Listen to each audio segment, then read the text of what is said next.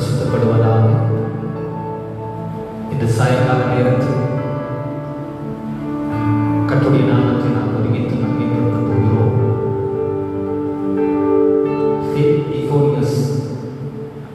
இசைக்குழு சார்பாக உங்களை நாங்கள் இயேசு கிறிஸ்துவின் நாமத்தினாலே வரவேற்கிறோம்.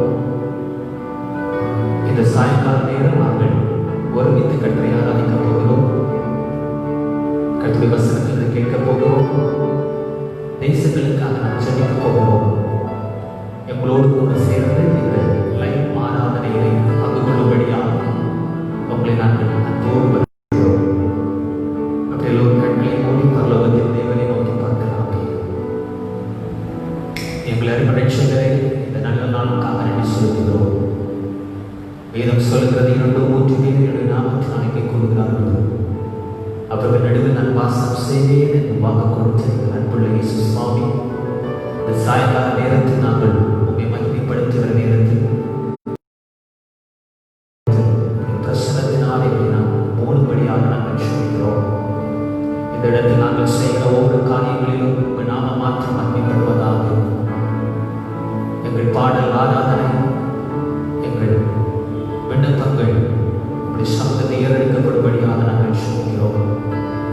இந்த லைவ் ஆராதனைகளை பங்கு கொள்கிற அனைவரையும் கர்த்தர் ஆசீர்வதிப்பதற்காக நாங்கள் சொல்கிறோம். உங்கள் நாமத்தை மாற்றம் மகிமைப்படுத்தும்படியாக நாங்கள் சொல்கிறோம். பரிசுத்த ஆவியானவருடைய கரம் எங்கள் மத்தியில் அசைவாடுவதற்காக நன்றி சொல்கிறோம். உங்கள் நாமத்தை மாற்றம் மகிமைப்படுத்துங்க.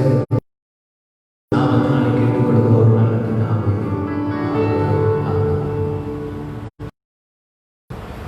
ஆயிரம் ஆயிரம் நன்மைகள் அனுதினம் என்னை சொல்கிறது, கிருபையும் இரக்கமும் அன்பும் கொண்டீரே, நல்ல இணையராய் என்னை நடத்தி வந்தீரே. நன்றி சொல்ல வார்த்தையில் பாடல்காரன் இப்படி சொல்லுகிறான், இதுவரையும் என்னை நடத்தி வந்தீர். உண்மை நன்றி சொல்ல வார்த்தைகள் இல்லை சொல்லி பாடல்காரன் பாடலில் நன்றாக எழுதியிருக்கிறார். இந்த பாடலை நாம் சேர்ந்து பாட கர்த்தருடைய நாமத்தை நாம் மகிமைப்படுத்த போகிறோம்.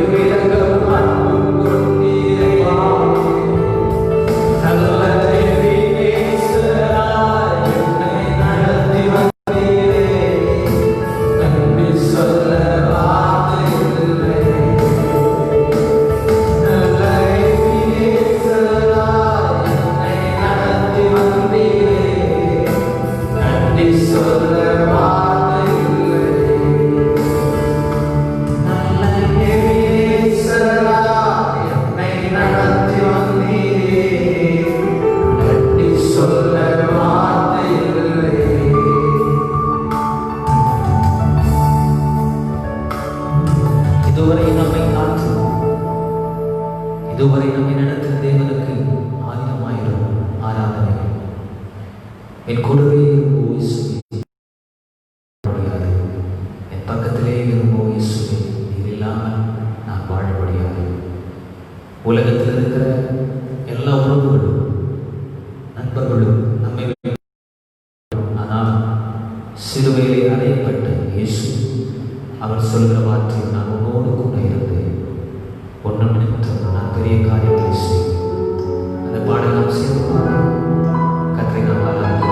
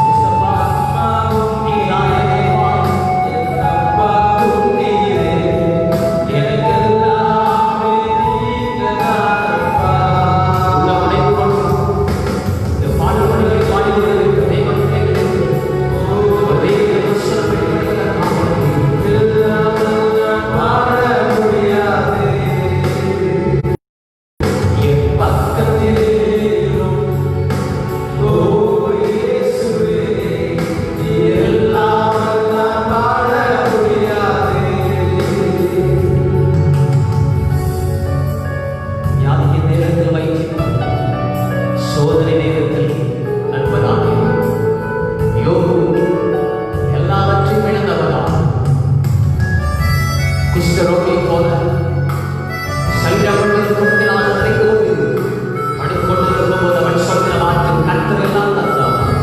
கர்த்தரெல்லாம் தற்பவி நாமத்துக்கு மகிமையுண்டாவதாக.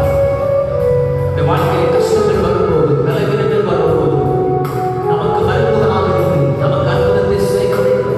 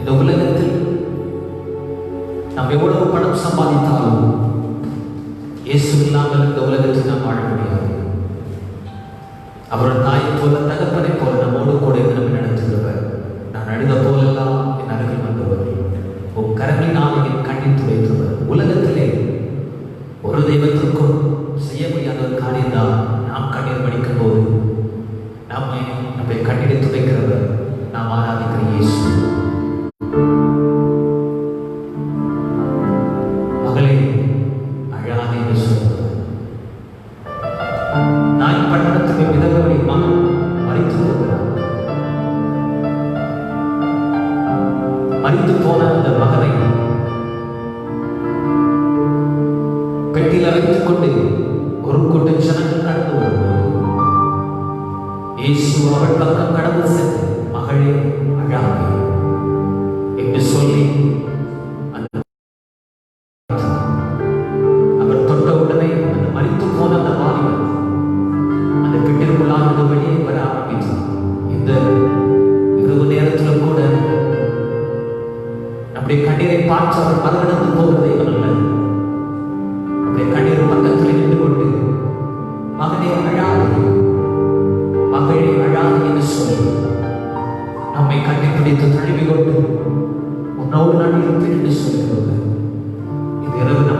சொல்கிற மாற்றம், நான் உன்னோடு கூட இருக்கிறேன் என்கிற பாடல் நாம் சேர்ந்து பாடி கர்த்தருடைய நாமத்தை நாம் ஒருமித்து மகிமைப்படுத்த போகிறோம். நான் அழுத போகிறேன், என் அருகில் வருகிறேன், உங்கள் கரங்களினால் என் கண்ணீர் துடைத்து வருகிறேன்.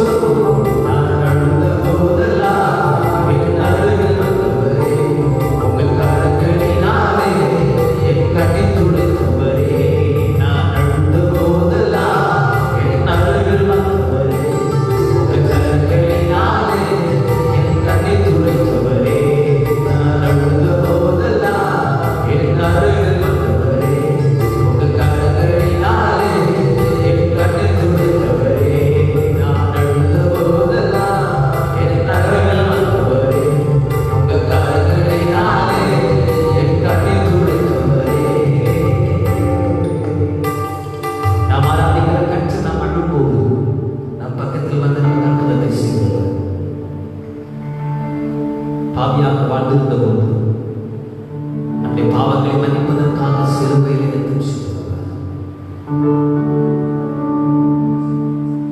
மனித குலம் பாவங்களிலிருந்து மன்னிக்கப்படும்படியாக பல காரியங்களை நாம் செய்கிறோம்.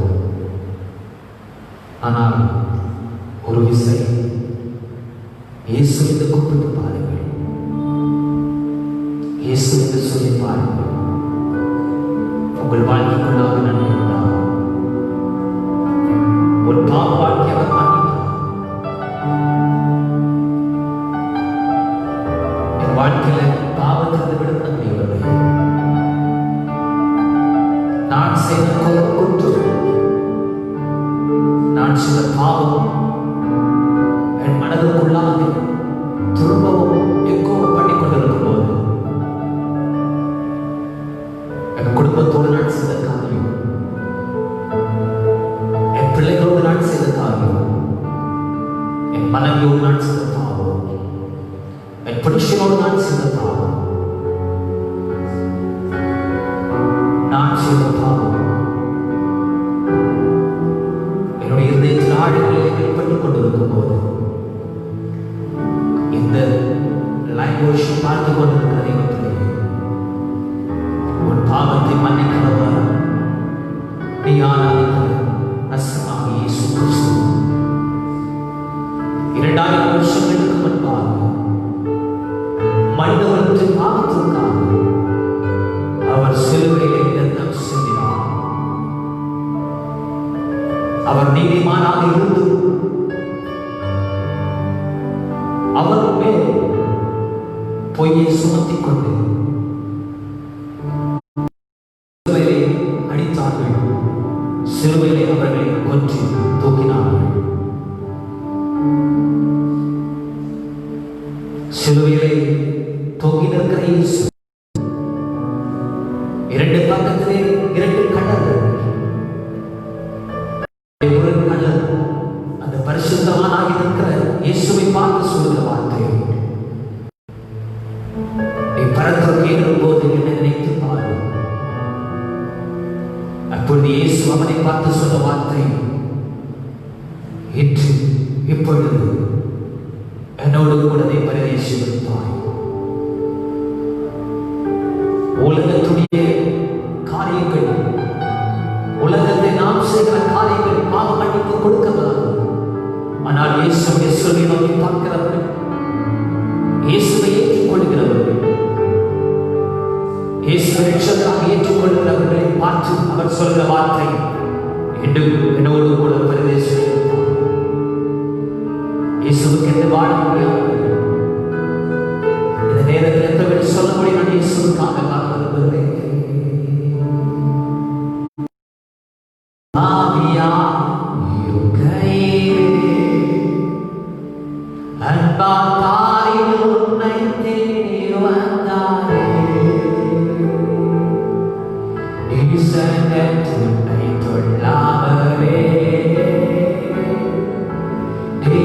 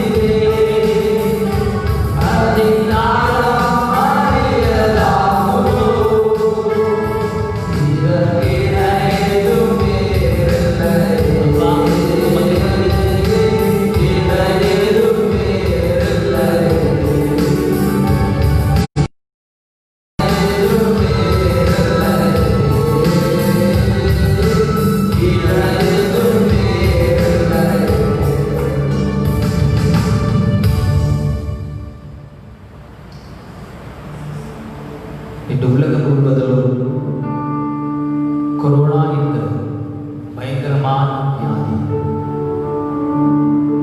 அநேக நாடுகளிலே உலாவிக் கொண்டிருக்கிறதை பார்த்துக் கொள்ள முடியும்.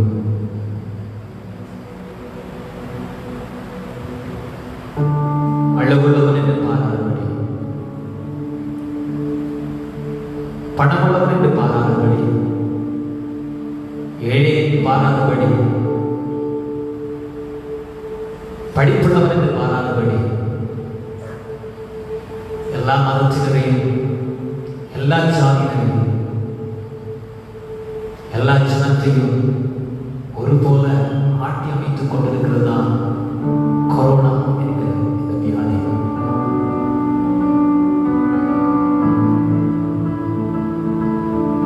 ஆனால் தேவனை ஆராதிக்கிற பிள்ளைகளுக்கு, இயேசுவை நம்பி இருக்கிற பிள்ளைகளுக்கு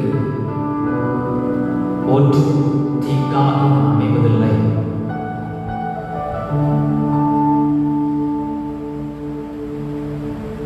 நம்முடைய வாழ்க்கையில பல நேரங்களில் வனாந்தரத்தில் வாழ்க்கை சூழ்நிலை வருவதுண்டு. எதற்கு நாம் வாழ்கிறோம்? எதற்கு இந்த வாழ்க்கை? நான் என்ன பாவம் செய்தேன்? நான் யாருக்கு துரோகம் செய்தேன்? ஏன் இந்த வாழ்க்கை என்று சொல்லி பல நேரங்களில் நாம் வேத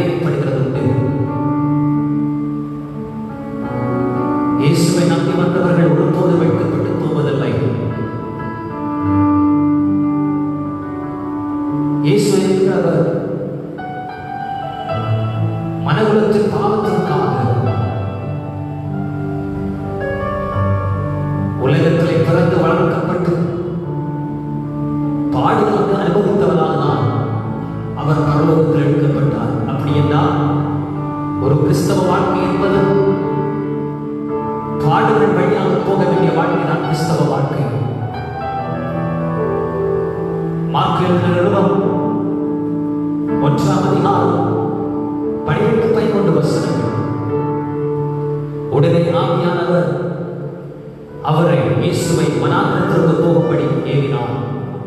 அவர் வனாந்திரத்திலே 40 நாள் இருந்து சாத்தானால் சோதிக்கப்பட்டு அங்கே காட்டு மிருகங்களின் நடுவில் சஞ்சரித்துக் கொண்டிருந்தார்.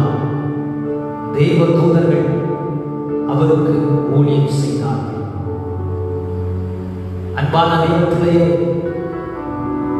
நம்முடைய வாழ்க்கைகளும் நம் வேதனை நடுவில் நாம் போய்கொண்டிருக்கும் போது எதற்கென்ற வாழ்க்கை என்று சொல்லி நாம் பல கேள்விகளை நம்மை படைத்த தேவனிடத்தில் கேட்கும் போது அவர் சொல்லுகிற வார்த்தை, உன்னை நான் வனாந்திரத்திற்கு அனுப்புவதற்கான காரணம் உன்னை சோதித்து உன்னை புடவிட்டு நல்ல ஒரு பொண்ணாக மாற்றி இருப்பதற்காக தான். இயேசுவை வாழ்க்கை வரலாற்றை பார்க்கும்போது அவருடைய ஆரம்ப ஊழியத்துடைய ஆரம்பத்தில் மார்க்கு எழுதின நிருபத்துடைய 1ஆம் அதிகாரத்தில் 12-13 வருஷங்களிலே அவர் சோதனைக்கு அவர் வேதனைப்படும்படியாக தேவாவியானவர் அவரை வனாந்திரத்திற்கு கொண்டு சென்றார். முதலாவதாக, நீ தேவனால் அழைக்கப்பட்டவனானா? நான் தேவனால் அழைக்கப்பட்டிருக்கிறேன் என்றால் முதலாவதாக உன் அழைப்பின் பக்கத்திலே வருகிறதுதான் வனாந்திரத்தின் வாழ்க்கை. நீ சொல்லலாம், நான் நல்லா வேலை செய்து கொண்டிருந்தேன், உலகத்துடைய கலாச்சாரத்தை நான் பின்பற்றிக் கொண்டிருந்தேன், ஆனால் இயேசுவை நான் ஆராதித்த பொழுது என் வாழ்க்கையில் சோதனை வந்தது என்று சொல்லலாம். ஆனால் உன்னை பார்த்து நான் இந்த சாயங்காலம் என்று சொல்ல விரும்புகிறேன். உன் சோதனைகளை சாதனையாக மாற்றுகிறது, உன் வேதனைகளை சந்தோஷமாக மாற்றுகிறது தான் நீயும் நானும் ஆராதிக்கிற கற்று. வனாந்தரத்தை இயேசு கொண்டு செல்ல போது வேதம் தெளிவாக சொல்லுகிறது, அவர் 40 நாட்கள் சோதிக்கப்பட்டார். 40 நாட்கள் அவர் சோதிக்கப்பட்டார். இந்த உலகத்தில் நாம் வாழும்போது நம்முடைய வாழ்க்கையில் தீராத பலவீனமாக காணப்படலாம், தீராத பிரச்சனையாக காணப்படலாம். ஆனால் இந்த ராத்திரி நான் சொல்ல விரும்புகிறேன், ஒரு சோதனைகளை அவர் சாதனையாக மாற்றி, ஒரு வியாதிகளை அவர் உனக்கு பரிபூரண சுகத்தை தரலாம். அவர் சர்வ வல்லமையுள்ள தேவனாக இருக்கிறார். சொல்லு, உனக்கு ஒரு அற்புதத்தை செய்ய அவர் சர்வ வல்லமையுள்ள கர்த்தர். 40 நாட்கள் அவர் சோதிக்கப்படுகிறார். கூட பேசுவதற்கு யாரும் இல்லை, கூட உதவி செய்வதற்காக யாரும் இல்லை. வேதம் சொல்லுகிறது, அவர் காட்டு மிருகங்களின் நடுவில் சஞ்சரித்துக் கொண்டிருந்தார். அப்படி என்றால் மிகவும் மோசமான சூழ்நிலையிலே அவர் இருந்து கொண்டிருந்தார் என்று வேதம் தெளிவாக சொல்லுகிறது. ஆனால் அந்த வசனத்தில் இப்படி சொல்லப்பட்டிருக்கிறது, தேவ தூதர்கள் அவருக்கு ஊழியம் செய்தார்கள். இந்த கொரோனா நாட்களிலே நீ வேதனையோடு வாழ்ந்து கொண்டிருக்கும் போது, உன் கஷ்டத்திலே வாழ்ந்து கொண்டிருக்கும் போது, எனக்கு யார் உதவி செய்வார்கள், எனக்கு யார் உதவி செய்வார்கள், இந்த பஞ்ச காலத்தில் என்னுடைய பிள்ளைகளை யார் போற்றுவார்கள், என்னுடைய பிள்ளைகளுக்கு படிப்பதற்கான ஃபீஸுகளுக்கு அட்மிஷன் ஃபீஸ் யார் கொடுப்பார்கள் என்று அங்கலாய்த்து கொண்டிருக்கிறாயா? உன்னை பார்த்து இந்த சாயங்காலம் நான் சொல்ல விரும்புகிறேன், உன்னுடைய வேதனைகள் அறிகிற காற்று, உன்னுடைய தேவைகள் அறிகிற காற்று, உனக்கு அற்புதத்தை செய்ய அவர் சர்வ வல்லமையுள்ள கர்த்தராகவே இருக்கிறார். அவர் தேவ தூதர்களை உனக்கு உனக்காக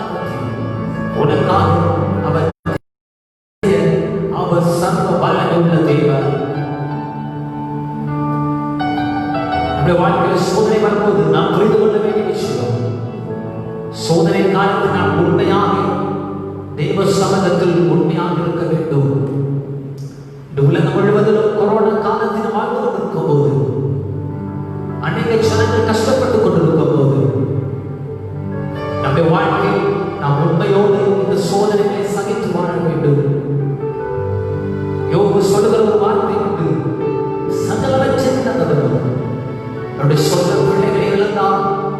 தான் சம்பாதித்த சம்பாத்தியங்களை இழந்தான், நண்பர்களை இழந்தான். அவருடைய சொந்த மனைவி அவனை பார்த்து சொன்ன வார்த்தை, உன் தேவனை தூஷித்துக் கொண்டு உன் ஜீவனை விட்டுவிடும் என்று சொன்ன பொழுது அவன் தேவ சமூகத்தில் சொல்லுகிற வார்த்தை, நீ பைத்தியக்காரை பேசுவது போல் பேசாதே. நன்மைகளை கொடுத்த தேவன் அவர் கொடுக்கிற தீமைகளை நாம் சந்திக்க வேண்டாமா? எல்லோரும் அவனை பார்த்து நின்றுத்தார்கள். உலகம் அவனை பார்த்து நின்றது. தேவனை ஆராய்ந்தவர், தேவனுக்கு முக்கியத்துவம் கொடுத்தவர், சகலவற்றை இழந்து கொண்டு இருக்கிறான் என்று சொல்லிக்கொண்டு உலகம் அவனை பார்த்து வேடிக்கை செய்த பொழுது அவன் சொல்கிற வார்த்தை, எல்லாம் கொடுத்தான், அவர் சகலவற்றை இழந்தார், அவருடைய நாமம் மாத்திரம் மகிமைப்படுவதாக. உன் கஷ்டத்தின் நடுவிலும் உன் வாயின் வார்த்தைகள் அவரை தூஷிக்கிற வார்த்தைகள் அமைக்காதபடி அவருடைய நாமத்தை மகிமைப்படுத்துகிற வார்த்தைகளாக இருக்கட்டும்.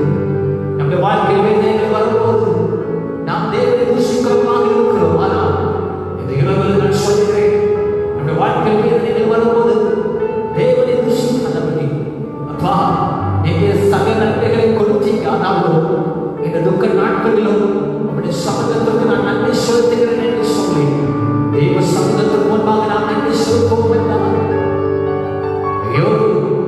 தன்னுடைய வாழ்க்கை இழந்ததற்கு இரட்டிப்பான நன்மையோடு இரட்டிப்பான ஆசீர்வாதங்களோடு அவனை கற்று திரும்பவும் மகிமையை சேர்த்தார். இந்த இரவில் தெய்வ சமூகத்தை கவனித்துக் கொண்டிருக்க அன்பு தெய்வ பிள்ளையே, சகலவற்றை இழந்தவனாகும், சகலவற்றை இழந்தவனாகும், இது என்ன நான் செய்வேன் என்று தெரியாதவனே அங்கலாய்த்து கொண்டிருக்கிற தெய்வ பிள்ளையே, உன்னை பார்த்து ஆண்டவர் சொல்ற வார்த்தை, நீ இழந்ததற்கு பதிலாக இரட்டிப்பான நன்மையோடு, இரட்டிப்பான அனுகிரகங்களோடு, இரட்டிப்பான ஆசீர்வாதங்களோடு உன்னை அவர் திரும்பவும் கனப்படுத்த அவர் சர்வவல்லமையுள்ள தேவன். இயேசு மரித்து போன லாசருடைய வீட்டுக்கு கடந்து செல்கிறார். லாசருடைய சகோதரிகள் இயேசுவை பாதத்திற்கு முன்பாக கடந்து வந்து சொல்கிற ஒரு வார்த்தை, நீங்கள் எங்களோடு கூட இருந்தீர்களா, எங்களுடைய சகோதரன் மரித்து போயிருக்க மாட்டார். எங்களோடு கூட இருந்தீர்களா, எங்களுடைய சகோதரன் மரித்து போயிருக்க மாட்டார். அவர் அந்த கல்லறை பக்கத்தில் வந்து சொல்கிற வார்த்தை, கல்லறையில் இருக்கிற அடைத்து வைத்திருக்கிற அந்த கல்லை எடுத்து மாற்றுங்கள்.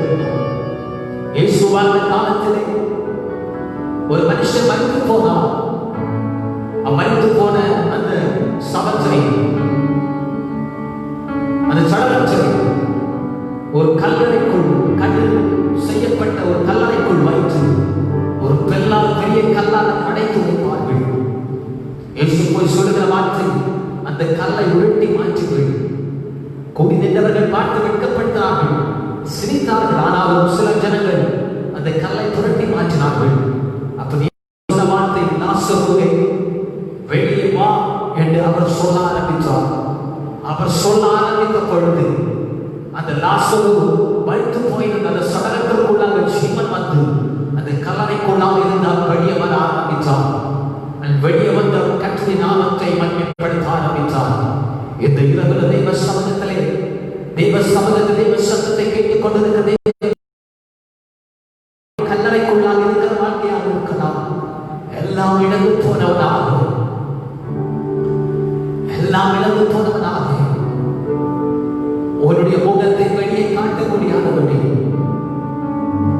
உன்னுடைய முகத்தை உன்னுடைய சொந்தக்காரர்களுக்கு காட்ட முடியாது, உன்னுடைய முகத்தை நண்பர்களுக்கு காட்ட முடியாதபடி, உன்னுடைய முகத்தை உன்னுடைய சமைச்சனத்திற்கு முன்பாக காட்ட முடியாது. வேதனையோடு சத்தத்தை கவனித்துக் கொண்டிருக்கிற பிள்ளையே, லாசருவை பார்த்து இயேசு சொல்கிற வார்த்தை, வெளியே வா என்று சொல்லப்படுகிறது. வெளியே வந்தது போலவே இந்த இரவிலும் அதிகாரத்துடன் சொல்கிறோம், அடைக்கப்பட்ட சில வாசல்கள் திறக்கப்படும்படியாகும், கல்லறைக்குள்ளாக இருக்கிற வாழ்க்கையில் திறக்கப்படும்படியாகும், எல்லாவற்றையும் இழந்து போதும் என்று சொல்லி அங்கலாய்த்துக் கொண்டிருக்கிற பிள்ளைகளுடைய வாழ்க்கைகளில் இந்த இரவில் ஒரு பெரிய காரியம் நடக்கும்படியாகும். பரிசுத்த ஆவியானவர் கிரியை செய்ய போவதற்காக சொல்லுகிறோம். நாம் அறிந்து போன ஆசிரிய சகோதரிகள் ஒருபோது நினைத்து பார்க்கவில்லை எங்களுடைய சகோதரன் திரும்பி வருவான் என்று. ஆனால் அவர்கள் சொல்கிற வார்த்தை, இயேசுவே நீர் எங்களோடு கூட எங்கள் சகோதரன் மறித்து போயிருக்க மாட்டார். இந்த இரவுல தெய்வ சத்தத்தை கவனித்துக் கொண்டிருக்கிற தெய்வ பிள்ளைகள் உன் பக்கத்திலே வந்து உன் அறைக்குள்ளாக வந்து எந்த இடத்தில் உன் தலை கொடுக்கப்பட்டதோ, எந்த ஊழியத்தில் உன் தலை கொடுக்கப்பட்டதோ, எந்த குடும்பத்திற்கு உன் தலை கொடுக்கப்பட்டதோ, எந்த சமுதாயத்திற்காக உன் தலை கொடுக்கப்பட்டதோ, எந்த கம்பெனிக்கு முன்பாக உன் தலை கொடுக்கப்பட்டதோ, அதே இடத்தில் உன் தலையை நிறுத்திக் கொண்டு உன்னை அவர் உயர்ந்த சர்வமத்தை உள்ளதையும் அப்படியே ஒரு கண்களை கூடலாமே. அழகான கண்களை கண்டதாமே முடிவதற்கு நினைத்து நான் உயிர் வாழ்கின்றேன்.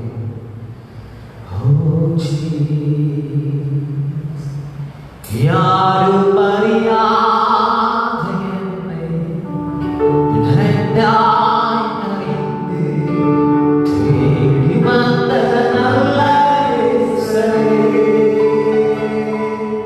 யாரும் அறியாத என்னை இரண்டாய் அறிந்து தேடி வந்த நல்ல இயேசுவே. யாரும் அறியாத என்னை நன்றாய் அறிந்து தேடி வந்த நல்ல இயேசுவே. உம் அழகான கண்கள் என்னை கண்டதாலே முடிந்ததென்று நினைத்து நான் உயிர் வாழ்கின்றேன். உம் அழகான கண்கள் என்னை கண்டதாலே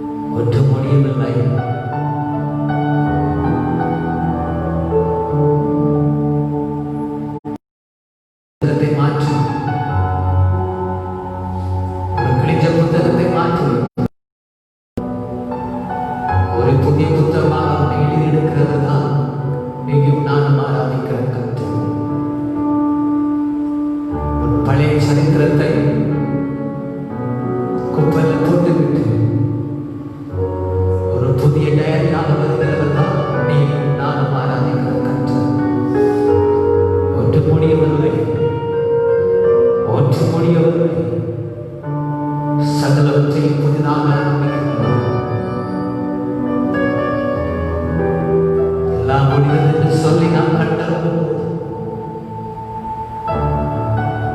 எனக்கு ஒரு வாழ்க்கை இல்லை என்று சொல்லி கண்களுக்கு போதும். அன்பு சகோதரனே, அன்பு சகோதரியே, அன்பு ஐயா, அன்பு ஊழியக்காரரே, ஒன்று முடியவில்லை. எல்லாம் புதிதாக ஆரம்பித்து ஒரு சங்கதிகளை கனப்படுத்துகிறவர்களோ, ஒரு சங்கதிகளை உயர்ந்த ஸ்தானத்தில் வைக்கிறவர்களோ, ஒரு நன்மைகளுக்கு பதிலாக, ஒரு அவமானங்களுக்கு பதிலாக உனக்கு அற்புதத்தை செய்கிறவர் தான் நீயும் நானும் ஆராதிக்கிறோம். கண்களை மூடலாம். எங்கள் நல்ல பிதாவே, நல்ல நேரத்திற்காக நன்றி சொல்கிறோம். உலகம் முழுவதிலும் அநேக ஜனங்கள் மனாந்தரத்தின் வாழ்க்கை அனுபவித்துக் கொண்டிருக்கிறார்கள். என்ன செய்ய வேண்டும் என்று தெரியாதபடி திகைத்துக் கொண்டிருக்கிறார்கள். ஒருவரால் பெரிய காரியங்களை செய்கிறவர்கள் பார்வோனுடைய சிம்காசனத்தை நிர்மூலமாக்கிக் கொண்டு இஸ்ரவேல் ஜனங்களை வெளியே கொண்டு வந்தவர் நீர் ஒருவர் மாற்றினோம். இன்று நாங்கள் விசுவாசிக்கிறோம். தேசத்தை ஆளுகை செய்கிற பார்வோனிய கிரியைகளை, பார்வோனிய சிம்காசனங்களையும் செங்கலுக்குள்ளாக ஊற்றி போட்டுவிட்டு இஸ்ரவேல் ஜனங்களுக்கு ஒரு விடிவு காலத்தை கட்டளையிட்டவர் இரவில் நாங்கள் ஒரு பாதத்திலே கடந்து வருகிறோம். நாங்கள் கண்ணீர் வடிக்கும் போது, நாங்கள் வேதனைப்படும் போது எங்களுக்காக ஒரு சிம்காசனம் திறக்கப்படுவதற்காக நன்றி. இந்த தேசத்துக்குள்ளாக எழுப்புதலை கட்டளை போவதற்காக நன்றி. கண்ணீரோடு இருக்கிற பிள்ளைகளுடைய கண்ணீரை துடைக்க போவதற்காக நன்றி. எல்லாவற்றையும் இழந்தோம் என்று சொல்கிற பிள்ளைகளுக்காக புதிய காரியங்கள் இப்பொழுது கர்த்தருடைய ஆவியானவர் நிறைவேற்றப் போவதற்காக நன்றி. பலவீனத்தோடு இருக்கிறவர்கள் இயேசுவின் நாமத்தினாலே சுகத்தை பெற்றுக் கொள்ளட்டும். மரண தருவாய் இருக்கிறவர்கள் சுகத்தை பெற்றுக் கொள்ளட்டும். Right now in the name of Jesus. இயேசுவின் அதிகாரமுள்ள நாமத்தினாலே கட்டளையிடுவோம். பலவீனத்தோடு இருக்கிற பிள்ளைகள் இப்பொழுது சுகத்தை பெற்றுக் கொள்ளட்டும். இயேசுவின் அதிகாரமுள்ள நாமத்தினாலே வருமானத்திற்காக, தேவையோடு இருக்கிற பிள்ளைகளுக்காக தேவைகளை சந்திக்கப்படட்டும். ஊழியர்களை கனப்படுத்த போவதற்காக நன்றி. ஊழியக்காரர்களை ஆசீர்வதிக்க போவதற்காக நன்றி. பிதாவே, இந்த இடத்தில் நாங்கள் செய்த இந்த விண்ணப்பம் நாமத்திற்கு மகிமையாக மாற்றப்படுவதாக என்னோடு கூட சேர்ந்து ஆராதனையில் பங்கு பெற்று அன்பு சகோதரர்கள், அன்பு சகோதரர் பிளஸோ, அன்பு சகோதரர் லிவின்ராஜ் மற்றும் சகோதரர்கள் ஆசீர்வதிக்கிறார்கள். எங்களை கண்ட அபிஷேகம் பண்ணினதற்காக நன்றி. மீண்டும் அதிகாரத்துவம் மீண்டும் செய்வோம். இந்த தேசத்தில் எழுப்பதற்காக நாங்கள் இருக்கிறோம். உங்கள் நாமத்தை நாங்கள் மகிமைப்படுத்தி உதவி செய்வதாக நாங்கள் சொல்கிறோம். இயேசுவின் நாமத்தினாலே கேட்டுக்கொள்கிறோம்.